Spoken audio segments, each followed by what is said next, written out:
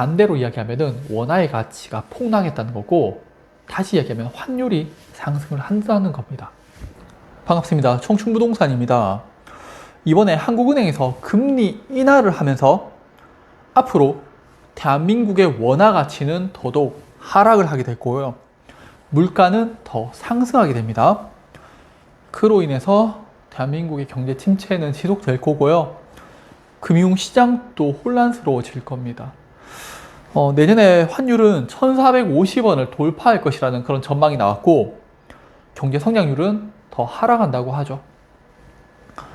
1980년대 저희 부모님 세대들은 사우디나 중동으로 가서 일을 해서 돈을 벌어왔었죠. 근데 부자가 되고 싶어서 그랬냐? 아닙니다. 생존이었죠. 더 잘 살기 위해서 먹을 거리가 필요했고 돈이 필요했는 겁니다. 이 달러는 앞으로 변화하는 금융시장에서 생존 도구로 자리를 잡게 될 겁니다. 그럼 앞으로의 시장에서 왜 달러가 중요한지 설명드리겠습니다. 우리나라 기준금리입니다. 이번에 금리를 다시 인하했고 내년에도 2번 정도 더 인하를 할 거라고 하죠. 그러면요, 부동산이 또 다시 움직입니다. 지금 또 서울 부동산 많이 올랐잖아요. 앞으로는 지방 부동산까지 전부 다 오를 가능성이 있어요. 계속 말하지만은 국외적인 요인, 미국의 금리 인상은 우리나라의 위협 요인이 맞지만은 우리나라의 내부적으로는 정책 대출이나 금리 인하 등을 통해서 돈을 계속적으로 풀어버리고 있어요. 자, 돈을 풀다 보니까 물가가 상승하게 되고 인플레이션이 발생하니까 부동산도 함께 오를 수밖에 없는, 그러면은 금리 인상을 해야 되는데 우리나라는 금리 인하를 하고 있죠. 그래서 제가 괜찮은 입지에 부동산은 사도 된다고 말씀을 드리는 겁니다. 우리나라의 금리 인하는요, 이제 환율도 급등시킬 겁니다. 이번에 금리 인하는 투자자들이 다 예상했던 내용이라서 환율에 큰 영향이 없었어요. 지난 10년간 우리나라의 환율은 지금 최고가를 기록 중에 있고요.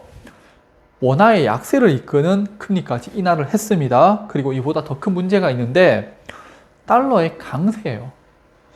달러 인덱스 자료를 보면은 최근 달러의 가치는 2000년 이후에 약 20년 만에 최고의 가치를 보여주고 있죠.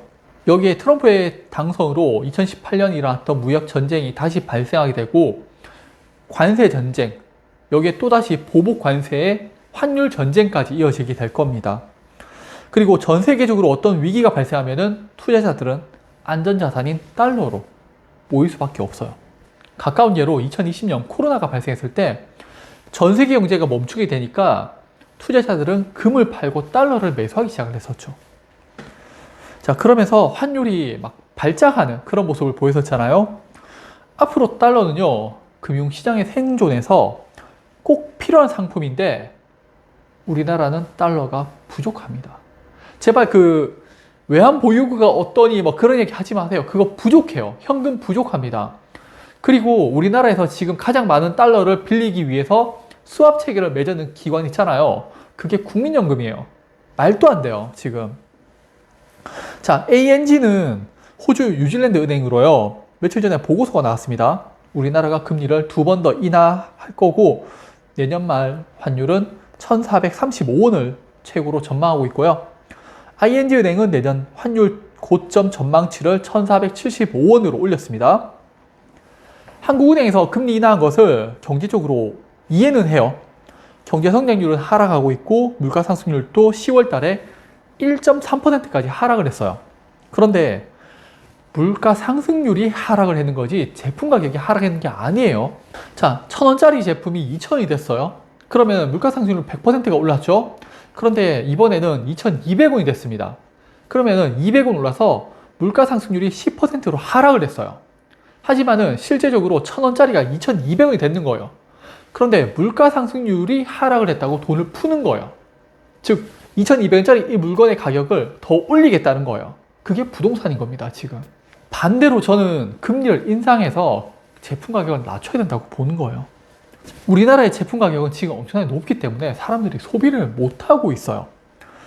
자, 이거를 또 금리 인하해서 돈을 더 많이 풀어가지고 사람들한테 돈을 돌게 하겠다라는 건데 반대로 행동해야 되죠. 금리 인상을 통해서 제품 가격을 더 낮춰야 돼요.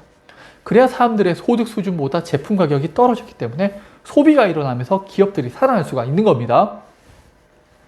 하지만은 이렇게 되면은 부동산과 관련된 자산과 제품을 판매하는 대기업, 그와 연관된 정치인들, 그런 기득권들이 싫어하는 거죠. 그래서 계속적으로 돈을 풀어버리는 겁니다. 그게 브라질, 아르헨티나 같은 남미가 되는 거예요. 자, 그리고 이거는 외부 부채인데 우리나라의 달러가 부족하니까 3분기 때보다 외부 부채가 사상 최대로 증가를 하죠. 코로나 때보다 30% 이상 부채가 증가를 했고, 어이가 없는 게 고금리 시대인데도 부채가 또 증가를 했어요. 계속적으로 돈 빌려서 막겠다는 겁니다. 정부와 기업들은 돈 부족하니까 해외에서 돈 빌려옵니다. 그리고 내수요 시장에선 돈이 마르고 있으니까 금리를 인하해가지고 돈을 또 풀어버리고 있죠. 이거 10년 전에 브라질이 했던 정책이에요. 네. 우리 기억하실 거예요. 그때 금리 높다고 브라질 국채 많이 사셨잖아요. 근데 환율이 박살나면서 손실 많이 봤죠. 제가 증권사 시절이던 2010년쯤 브라질 국채가 판매되었었는데 그 당시에 달러당 2헤라에서요. 지금은 6헤라로 200% 넘게 화폐 가치가 떨어졌어요. 자, 10년 전에 브라질과 비슷한 행보를 보이는 우리나라도 그렇게 되지 말라는 법이 없는 거죠. 환율 지금 1,400원? 네, 그게 2,000원, 3,000원 갈지 모른다는 거예요. 지금 현재 우리나라가 하는 상황을 보면은. 자, 다시 한국 내에서 금리 인하를 했는 이유를 보면은 물가 상승세의 안정세와 가계부채의 둔화 흐름이 이어졌다고 합니다. 저는 이거 비현실적이라고 봐요. 기준금리를 추가 인하해가지고 경기의 하방 리스크를 완화하는 것이 적절하다고 판단을 했다고 합니다. 금년 및 내년 성장률이 8월 전망치보다 하회하는 등 내년에 1.9%의 성장률을 보일 것으로 예상한다는데, 이는 우리나라 기업들의 경쟁률을 키우는 게 아니라 부동산이나 롯데처럼 지금 유동성 위기 문제가 생기는 곳에 돈을 공급해가지고 경기를 살리겠다는 의도로 보여집니다. 네, 또다시 버블을 만들겠다는 거예요. 제가 왜 부동산이 또 상승한다고 보는지 아시겠죠? 부동산이 상승한다는 건요, 반대로 이야기하면은 원화의 가치가 폭락했다는 거고, 다시 이야기하면 환율이 상승을 한다는 겁니다. 자, 또 우리나라의 가계 신용을 보면은 사상 최대를 기록하고 있죠. 네, 올 3분기에도 17조 원인가 또 더 증가를 했다고 하고요. 대한민국에서 계속 빚으로 자산시장을 키우다 보니까 양질의 일자리는 또 부족하죠. 그러니까 사람들이 한탕주의에 빠지는 거예요. 파이어죠. 네, 그래서 부동산 투기를 하는 영끌족, 코인에 몰빵하고 있죠. 도박이 다른 게 아니라 국가가 지금 국민들에게 부채질을 하고 있는 거, 저는 이게 도박이라고 봅니다. 그나마 안정적으로 우리한테 수익을 주고 또 우리나라가 위기에 발생했는데 자산 가치가 다 하락할 때 유일하게 상승하는 거, 저는 그게 달러라고 보고 있기 때문에 달러를 계속 모아가는 겁니다. 앞으로 이런 모습이 계속적으로 이어질 거예요. 네, 이게 미국이 다시 붕괴되기 전까지 계속 연장이 될 거라고 보고 있고, 다들 걱정하는 이야기를 드렸는데 그걸 막을 수 있는 상품, 네, 달러로 방어를 하시는 게 가장 좋을 것 같습니다. 네, 그럼 오늘 영상 또 봐주셔서 감사합니다.